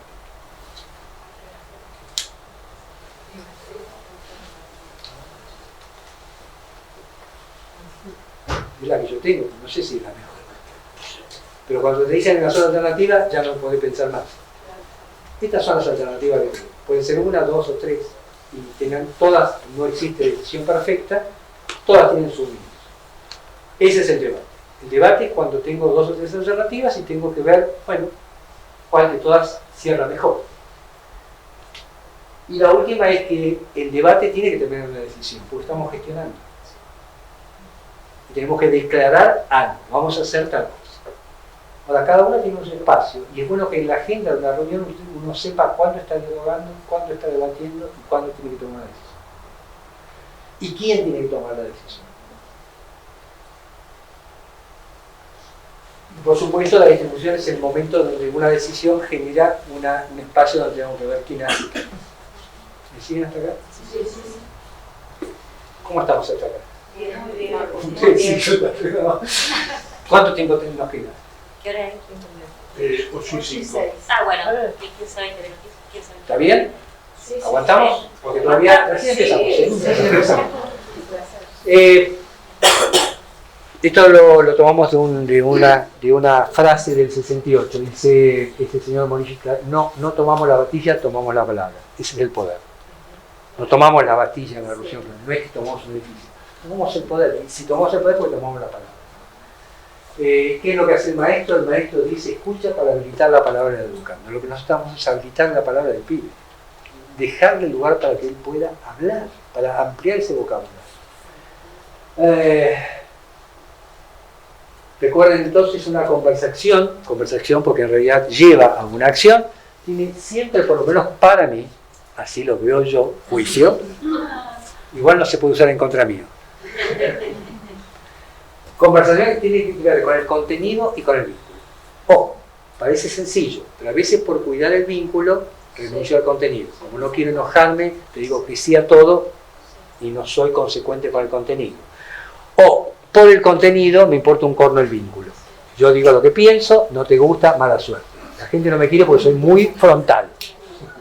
Pero yo digo lo que pienso. Así el otro se destruye, todos nos vayamos al diablo, pero yo dije lo que pienso. Bueno, esa es la palabra frontal, no la palabra plena. Vos querías decir algo y yo me... Adelante, disculpame. No, que me quedé pensando una preguntita, una relacionada con la otra. Cuando la compañera dijo, el chico con dislexia, sí, que bueno, que él dice, no sirvo para nada, claro, o no me sale nada bien, claro, no me acuerdo bien. Claro. Es una palabra muy fuerte porque es del papá o la mamá. Entonces el docente trata de tener una mirada esperanzadora. O a veces ha pasado de decirle a un alumno, llega a horario, etcétera, etcétera, cumplir. Mi papá se levanta a cualquier hora, no va a trabajar, mi mamá tampoco. Hay una mirada esperanzadora cuando uno se enfrenta a esos mensajes tan difíciles de la familia. Primero es una excelente pregunta, lo dijimos antes en un sentido. La familia tiene lo podemos llamar el capital cultural. Sí. Ningún pibe llega el primer día de clase solo, llega con su bagaje familiar. Claro. Y a veces ese bagaje familiar juega a favor y a veces juega en contra. Y por supuesto, por eso yo creo en el mérito, no en la meritocracia, pero justamente, precisamente por eso, hay chicos que llegan con un ambiente determinado que facilita unas cosas y otros al revés. Y nosotros nos interpelamos con eso.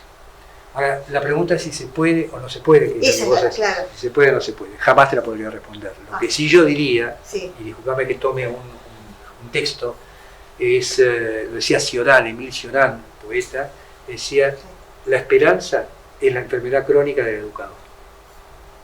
Si no tenés eso, es una enfermedad. Si te sanaste, ya no podés ser educador. Vos pensás que podés. Vos pensás que podés. Y no te rendís en eso. También Medina dice ni abstención ni intervención total.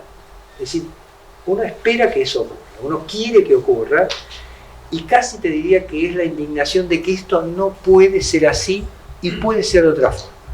Esto es lo que a mí me parece que nos impulsa en esta cuestión de la educación, de que hay algo de indignación y hay algo de amor, las dos cosas. Pero vuelvo a repetir que para no ser poesía, en la prosa las realidades nos van desgastando. Sí. Entonces señalo muy fuertemente que no existe todavía una discusión, un debate acerca de cómo nos cuidamos y cómo nos cuidan las dos cosas para que podamos sostenernos en este lugar. Hablamos de salarios, hablamos a veces de capacitación, pero no hablamos de cómo nos cuidamos emocionalmente para sostener esto, y hasta físicamente. Gracias. Un tema que me gustaría alguna vez profundizar. Contenido y vínculo. Eso es una calidad de conversación. Cuando cuidándote lo que voy a hablar, aunque sea muy difícil, aunque pueda dolerte, voy a buscar la mejor manera, en el mejor momento, buscando las mejores palabras. Porque recuerden que las palabras tienen vida en sí mismas. Si yo digo en una organización o en una empresa, vamos a hacer una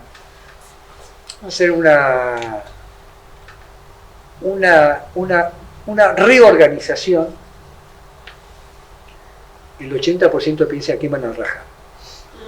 La palabra esa no quiere decir eso, pero en nuestro sujeto histórico está interpretado. Así, cada palabra tiene una fuerza en particular. Y hoy más que nunca, porque le estamos dando un lugar a la palabra. El lenguaje inclusivo, etcétera, etcétera, etcétera. Hasta ahí estamos. Ahora, tiene una ventaja, por eso hablamos de la conversación como instrumento de gestión. A mí me encanta esta idea, porque de acuerdo al vínculo que yo tenga con... ¿Tu nombre, perdón? ¿Sí? Marina.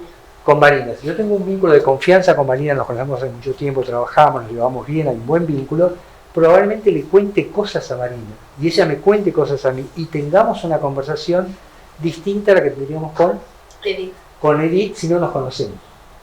O si nos llevamos mal. Y yo no sé si voy a contar todo y bueno, no sé si voy a contar. Hasta acá es claro, nos pasa creo que a todos. Pero, y esto me gustaría que si hay algo de todo que ustedes se pueden llevar, es esto. Esto funciona al revés.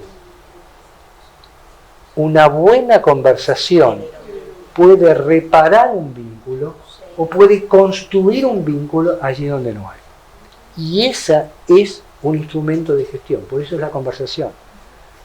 Esto que tenemos con la familia depende de qué conversaciones. Yo tengo un compañero, un colega que dice, muchas de las dificultades o conflictos, una mirada distinta, están a una conversación de distancia.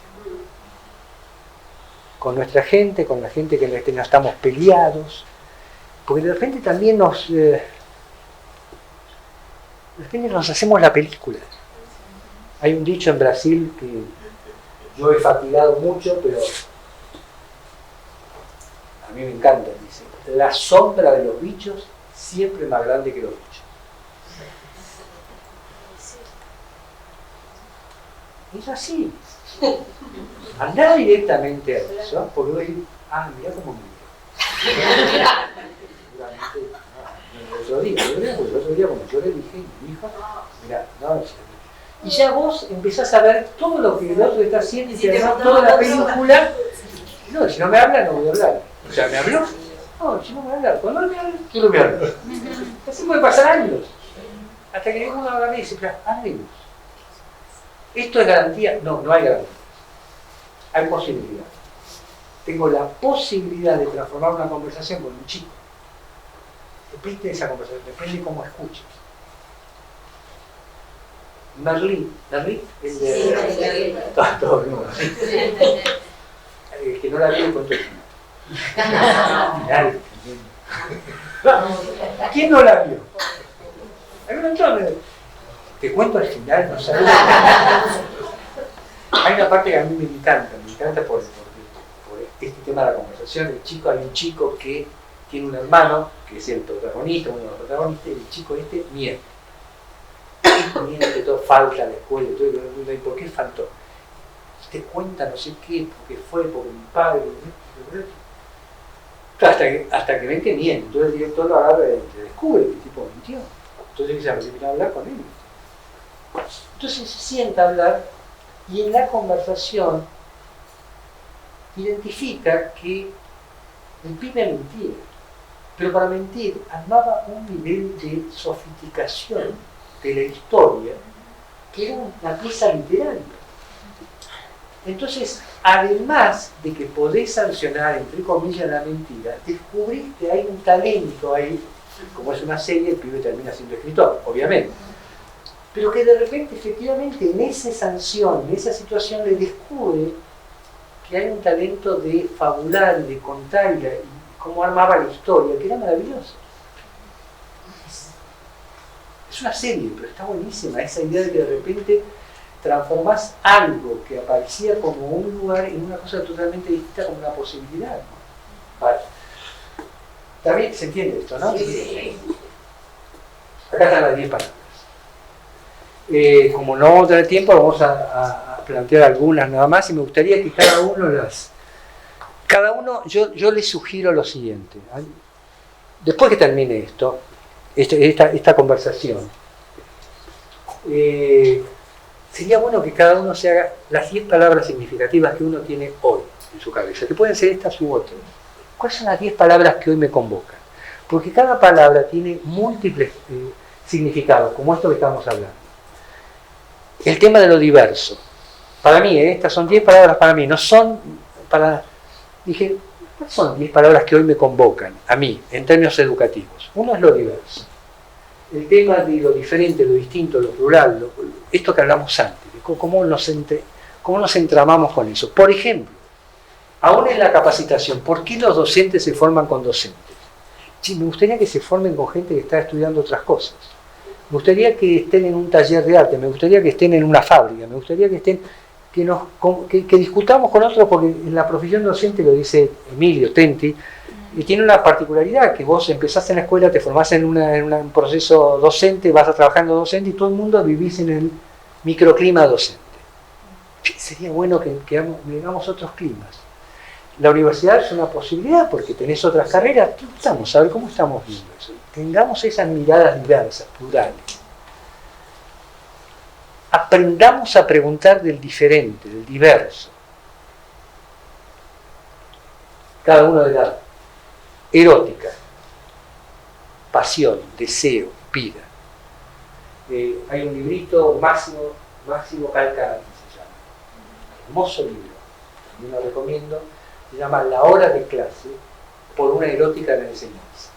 ¿Qué es una erótica de la enseñanza? El deseo, la calentura de conocer. Lo que nosotros despertamos es esa cosa que sabemos que nos vamos a enseñar todo. Lo que vamos a tratar de transmitir es las ganas de que quiera saber más de lo que estamos enseñando, que no va a ser todo. Y cuando despertamos eso, hecho. Después va solo. A mí me encantó la filosofía, era el único tipo que yo Yo hice el profesor de educación física. Era el peor de todos. No es broma. Yo era pésimo deportista. Lo hice por dos razones. Una, porque eran 3 años, me aseguraba trabajar, yo venía de un lugar bastante dificultad económica.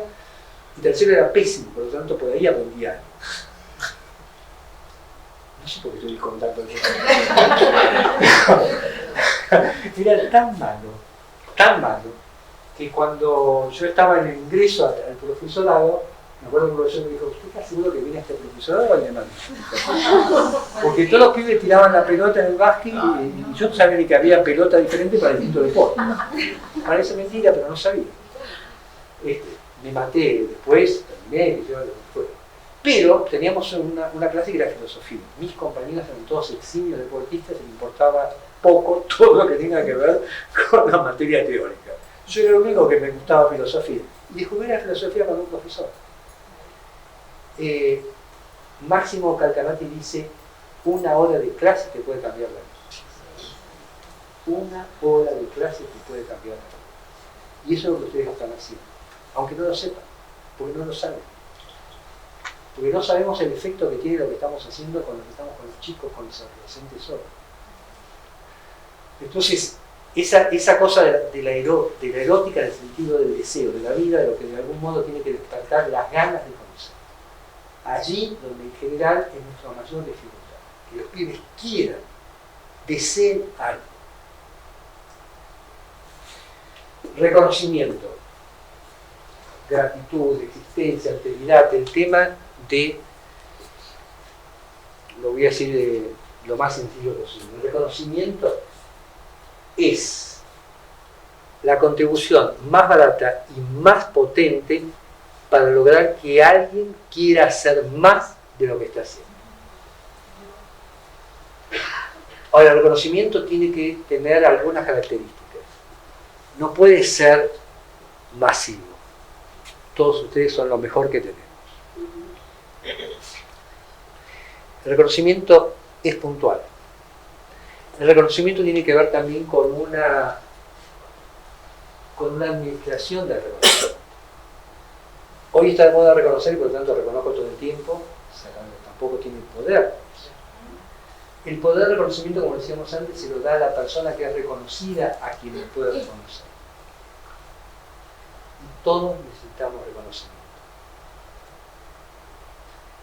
Uno de los temas que tenemos es que la sociedad dejó de reconocer al docente como alguien que era un actor social significativo. Lo dice, pero no lo percibe, no lo hace.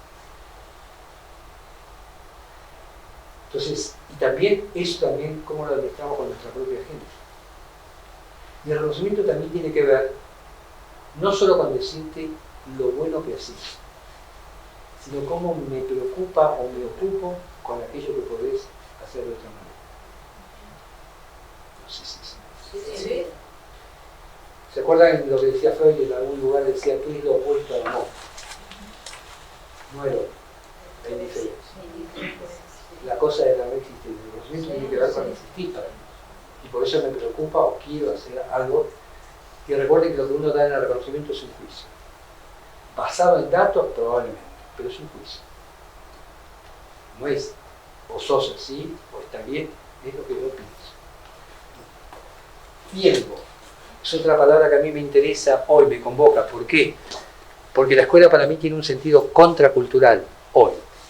Hay cosas que ocurren en el entorno social con las cuales yo quiero interpelar, revelarme. Allí donde hoy todo es apuro, ya, aquí y ahora, la escuela para mí tiene que tener un espacio de poder hacer del tiempo un valor, no algo que sea rápido, apurado, como en todos lados. Entonces no tenemos, y para eso tenemos que vaciar un poco la cantidad de cosas que tenemos que hacer. ¿Para qué? Para tener tiempo. Estoy haciendo una campaña que me la van a escuchar en muchos lugares, que la voy a repetir toda la vida. No, todavía no sé, tampoco queda tanto. Que es, en cada escuela debería haber un cartel grande en el inicio, en el frontispicio, como diría el general, que diga: aquí tenemos tiempo. Aquí tenemos tiempo. Tenemos tiempo para escuchar. Tenemos tiempo para hablar de lo que tenemos que hablar. tenemos tiempo para volver a algo que ya hicimos pero que vale la pena volver. ¿Por qué tenemos que caminar continuamente para adelante? ¿Por qué tenemos que cumplir un programa porque sí, porque sí? ¿Por qué no podemos hablar de lo que nos ha ocurrido? ¿Por qué no podemos tener tiempo?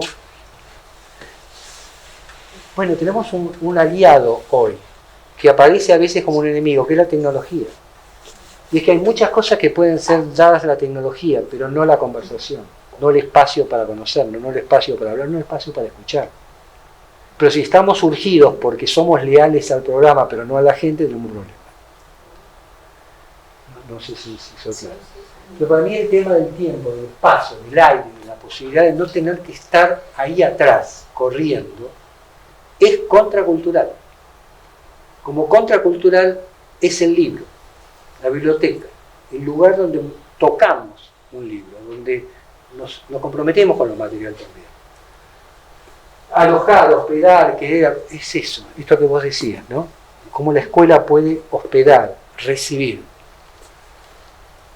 Voy a decir una experiencia que, bueno, creo que a veces lo tenemos y a veces no. Lo quiero decir para ponerlo en discusión. Hemos ido a alguna escuela pública donde, sin que sepamos que nos reciben y quieren que estemos como si fuera una escuela privada que quiere incorporar a algo. Lo voy a traducir de esta manera. Muchas veces en la escuela pública los chicos son la carga. Tenemos más chicos de lo que queremos, ¿entiendes? Entonces no es si los alojamos o simplemente nos resignamos a tener. Qué distinto que es cuando vos diseñás una escuela y te la quieren mostrar para que la gente entre a la escuela, para que esté con nosotros. Se llama bienvenido. Se llama queremos que esté con nosotros. Se llama queremos recibir. Se llama vamos a hacer las cosas para que estés. Y no estoy diciendo que todo es responsabilidad del director o del equipo educativo, que sabemos lo que significa 40 pibes, 60 pibes. Lo que es distinto es cuando te reciben, cuando quieren que estés, no cuando sentís que hay algo que ya sobra. No sé si sí. Por eso la idea de hospedar, de alojar, de acoger y de despedir. De despedir quiere decir lo siguiente. Andrelli tenía una frase que a mí me encanta, dice: todo buen docente sabe que en algún momento tiene que ser prescindido. Estamos para despedirnos. Y para despedirnos. Y para saber que, así como alojamos, también tenemos que saber despedir. Esto es lo que no estoy haciendo ahora. Y resultados, logros, bueno, esto tendríamos que estar en cada uno, pero yo siempre cuando digo gestionar esa agenda de relaciones suceda, no es que yo, el tema de, pero tenemos que lograr cosas, queremos lograr cosas. Porque lo que logremos también tiene que ver con recabar energías para seguir. Entonces el logro no es solamente un tema mercantil del resultado, sino de la energía que necesito para poder seguir. Hay un elemento que les puede servir. ¿Conocen Atalaya? Atalaya es una confitería que también nos está auspiciando, que es el de las medialunas. Sí. Los que han viajado en algún momento eran maravillosas, ahora no tanto. Dejaron de pagar por eso. Cuando todavía no estaban las autopistas, llegar a Atalaya para ir a la costa era pasar por Avellaneda, Puente, era 100 kilómetros está nada más o menos como está San Antonio de Areco. Entonces cuando la gente llegaba a Atalaya, los pibes salían con las palitas, con las baldes, vamos con media luna, la malla. Es como si empezaron las vacaciones. Estás a 300 kilómetros del mar. Pero las vacaciones empezaron porque es el primer lugar que te da la energía para decir seguimos. Ahora comemos media luna y no sé qué, y los coches están estacionados y empezó el verano. Y necesitas en los procesos de trabajo generar, los americanos llaman victorias rápidas. Algunas cuestiones que logres para que la gente genere la energía de poder seguir. Entonces cuando tomás un proyecto educativo, programate 3 o 4 cosas fáciles de lograr. porque eso se necesita para ir por más. No sé si... Bueno, sobre la duda, ahí donde ahora todo es certeza, me permito dudar. Y no solamente me permito, sino que quiero que empecemos a dudar. Así como Borges decía que es la otra palabra de inteligencia, es la otra palabra que nombra la humildad. Eso es la duda. Todo lo que ocurre en un colectivo. Es entre los padres y yo, entre los alumnos y yo, entre nosotros. Entre es una palabra que a mí me encanta, porque tiene que ver con lo que nosotros somos, lo que estamos haciendo es entre. Y el conocimiento no es lo mismo que el tema del acceso a la escuela. Tiene que ver con efectivamente que podamos generar conocimiento, no solamente estar en la escuela. La inclusión no es número. Y obviamente para mí el uno que nos falta es el que habla de la injusticia educativa que tenemos, de tipo tecnológico, de la igualdad. Hay un programa en Uruguay, yo a veces viajo, es un programa que tienen muy lindo, con todos los chicos que van quedando afuera y que quieren incorporarlos, y los llaman contradestino. Me encantó la palabra. Contradestino es la rebelión frente a la indignación de que el lugar donde vos nacés es el que marca tu destino. Y el contradestino es oponerse a esa fatalidad que implica que un chico que nace con una característica tenga que recorrer un camino que ya está predestinado. Y el contradestino es lo que hacemos nosotros para cambiar esa situación.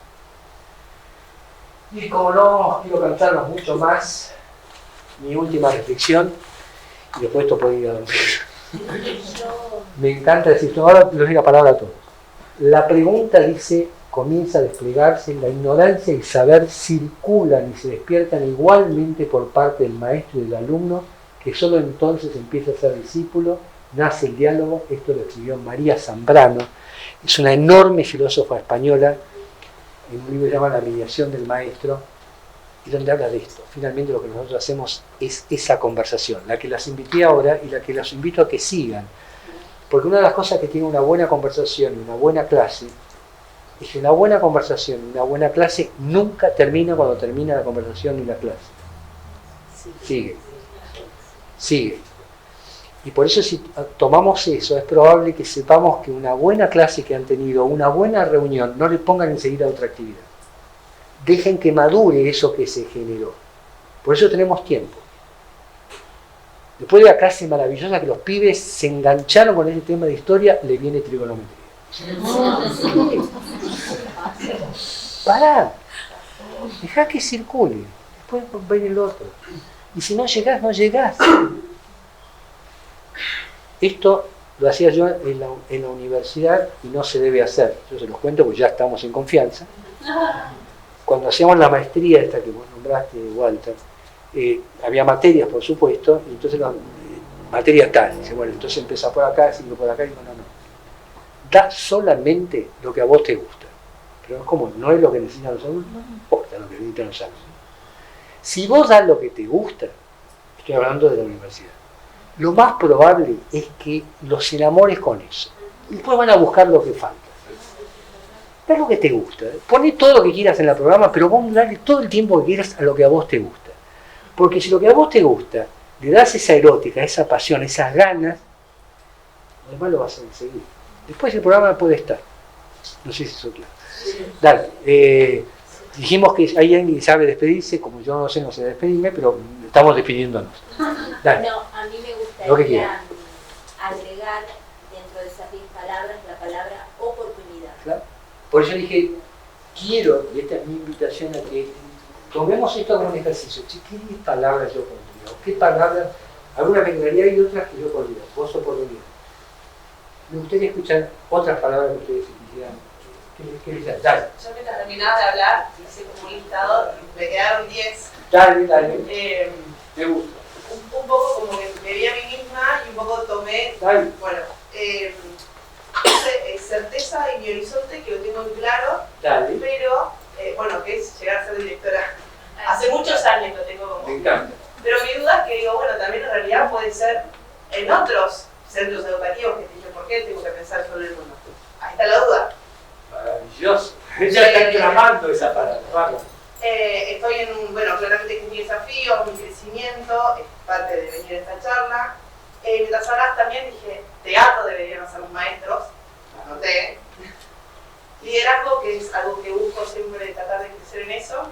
Aprender a hablar, claramente para ser una buena líder. El factor sorpresa creo que falta mucho en las clases diarias. Totalmente, totalmente. Eso me acordé de una conferencia que que dio el chico Fabio Valerini. Habla de sí, eso. a esa conferencia. Es lindísimo, lindísimo. Para cambiar, dice, si vos le pones un poquito de sorpresa raro, te vas a acordar algo de está buenísimo. En realidad, en esa conferencia hablaba de cómo transformar la memoria a corto plazo a largo plazo, claro, por el factor sorpresa. Bueno, lindísimo. para largo, sí. Y primero, bueno, como que siento que ahora estoy como trabajando un poco silenciosa cuando estoy trabajando y de a poco, bueno, darme a conocer como... ¿no? ¿Cómo lo estás haciendo ahora? ¿Cómo lo estoy haciendo temporalmente? Maravilloso, dale, quiero escuchar, dale. Creo que hay una palabra que es fundamental dentro de lo que es el sistema educativo, que es transformación. Pero es una palabra que tenemos que darle contenido. ¿Se acuerdan de las palabras que se gastan? ¿Qué quiere decir para nosotros transformación? Esa sería una linda conversación. Escucho. Dale, ¿quién? Humor. Humor, maravilloso, maravilloso. Bueno, para mí es parte de la óptica, la cosa de poder disfrutar de eso. Una cosa es algo profundo y otra cosa es grave, no es grave. Está bueno, el humor es parte del resultado. Y es lo que de algún modo también vivimos cuando podemos incorporar algo de eso. Vale, muy bien, vale. ¿Qué más? Dale. Yo voy a traer una palabra del zorro cuando le dice al principio, la palabra modificar. Modificar. Pero, ¿en qué sentido la traes? Crear vínculos. Crear vínculos. Sí. Crear vínculos. Fíjate qué interesante, para mí la palabra modificar no me gusta mucho, pero entiendo lo que vos decís. Si no te lo pregunto me quedo mal.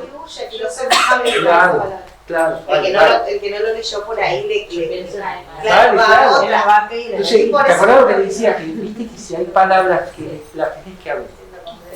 Porque si vos pensás, che, esto puede quedar, y está bueno. Y a veces son palabras que tienen que irrumpir y generar algo distinto. Y está bueno. ¿Qué más? Jugar, claro que sí. Claro. Fíjate cómo salen palabras que para nosotros son significativas. Generosidad también. Generosidad. Sí, porque un docente debe ser muy generoso con sus saberes. El director con otros, con sus colegas, con sus pares y también con su equipo de trabajo. Vale. Ahora yo voy a poner siempre en debate el tema del debe ser. Bueno, sí. Quiero, me encantaría ser, Sí, me encantaría ser generoso. La generosidad es algo que me importa. Traerlo como una oferta que nos está haciendo. El debe ser siempre mejor. En algún lugar. Dale, ¿qué más? Apertura, empatía. Sí. Apertura, claro, una cosa linda. Allá por la Coraje. ¿Cuál? Coraje. Vamos a terminar con el coraje. Vamos a terminar con el coraje porque hace falta en ese librito de Freire que comenté, hay todo un tema que es maravilloso que se llama atreverse. Atreverse quiere decir justamente jugarse en eso de la transformación. Y jugarse quiere decir que uno muchas veces no se juega en alguna cosa de cambio con los riesgos que importan. Y tiene su sentido. Lo que a veces no miramos son los riesgos de no jugar. Miramos mucho los riesgos que tiene jugarnos en alguna cosa distinta, diferente o de cambio, pero no le damos importancia a los riesgos que tiene no jugarnos, en la vida inclusive. En la vida inclusive. Todo el coraje vale, porque hace falta cierto coraje para hacer cosas, y lo voy a decir así, no esperen jamás, eso jamás no existe, no esperen que cuando ustedes quieran hacer algo distinto de transformación de cambio, todo el mundo lo va a recibir, lo va a aplaudir. Van a tener que bancarse, que seguramente va a haber cosas que van a jugar en contra. A menos ustedes quieran hacer.